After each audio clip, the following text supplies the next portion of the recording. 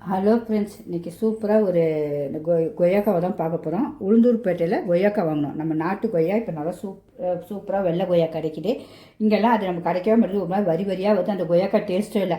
பார்த்தோன்னா இறக்கி கொய்யாக்கா வாங்கினேன். பார்த்தா ஒரு பிளேட் 100 நாங்கள் நல்லா 8-9 கொய்யாக்கா இருக்குது. நல்ல கொய்யாக்காவும் இருக்குது. நமக்கு போட்டு அள்ளியும் கொடுக்குறாங்க. நல்லா எடுத்துகிட்டு போங்க. நமக்கு இங்கே மாதிரி இடம் அப்படிலாம் கிடையாது. அவங்க நல்லா நமக்கு தாராளமாக கொடுக்குறாங்க. யார் போனாலும் நீங்கள் உளுந்தூர்பேட்டையில் கண்டிப்பாக வாங்குங்க. சரி, கொய்யாக்காய் வாங்கிட்டு கொய்யாக்காய் உடம்புக்கும் நல்லது சாப்பிட்லான்ட்டு சாப்பிட்டேன். அதுக்கப்புறம் அதில் வந்து கொய்யாக்காயில் ஒரு தொகையில் அரைச்சேன். சரி, கண்டிப்பாக அதுவும் உங்களுக்கு காட்டிடணும். நீங்களும் எல்லாருமே இதுமாதிரி தொகையில் அரைச்சி சாப்பிட்ணுன்றதுக்காக தான். யார் யார் கொய்யாக்காய் உளுந்தூர்பேட்டையில் வாங்கிக்கணும்னு சொல்லுங்கள்.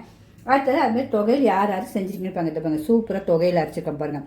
நம்ம உளுந்தூர்பேட்டையில் வாங்கின கொய்யாக்காயில் தொகையில் அரைச்சிக்கலாம். நீங்கள் சட்னியாகவும் அரைச்சிக்கலாம். தண்ணியாக கழிச்சிட்டு சட்னியாக நீங்கள் தாளிச்சிட்டா இட்லி தோசைக்கெலாம் சூப்பராக இருக்கும். அவ்வளோ ஒரு டேஸ்ட்டுங்க.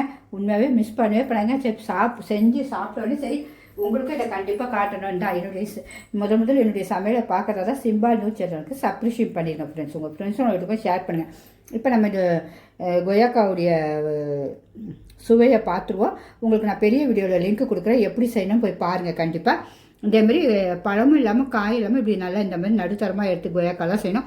ஒவ்வொரு கொய்யாக்காமே பார்க்க அழகு. பார்த்தோன்னா உடனே சரின்னு கொய்யாக்காவை எடுத்து வச்சுட்டு பாருங்க. அவ்வளோ அழகு கொய்யாக்காங்க உங்களுக்கு. கண்டிப்பாக எல்லாருமே வாங்கி இந்த மாதிரி கொய்யாக்காய் தொகையில் ஃப்ரெஷ்ஷாக அது அவங்களுக்குலாம் மரத்தில் டக்குன்னு கிடச்சி அப்படியே பறிக்கிறது போறீங்க. அதனால் ஒரு அடி கூட படலை. ரொம்ப டேஸ்ட்டாக இருக்குது. சுவையும் உங்களுக்கு காட்டுறப்பாங்க. அவ்வளோ சூப்பராக இருக்குது. போய் எல்லாருமே கொய்யாக்காய் தொகையிலும் சட்னியும் அரைச்சி சாப்பிடுங்க. இது உங்களுக்கு டேஸ்ட் காட்டுறேன். வேறு லெவலுங்க. நல்லா இருக்குது. அது ஒரு மாதிரி இனிப்பு, புளிப்பு, காரம் எல்லாமே சூப்பராக இருக்குது. டேஸ்ட்டு அட்டகாசமாக இருக்குது. கண்டிப்பாக அதை போய் என்னோடய லிங்க்கில் பார்த்து எப்படி செய்யணும்னு பார்த்து செஞ்சுக்கங்க. உங்களுக்கு செஞ்சுருந்தீங்கன்னா நீங்கள் கமெண்டில் எழுதுங்க. ஓகே ஃப்ரெண்ட்ஸ், பாய். பிடிச்சா லைக் பண்ணுங்கள்.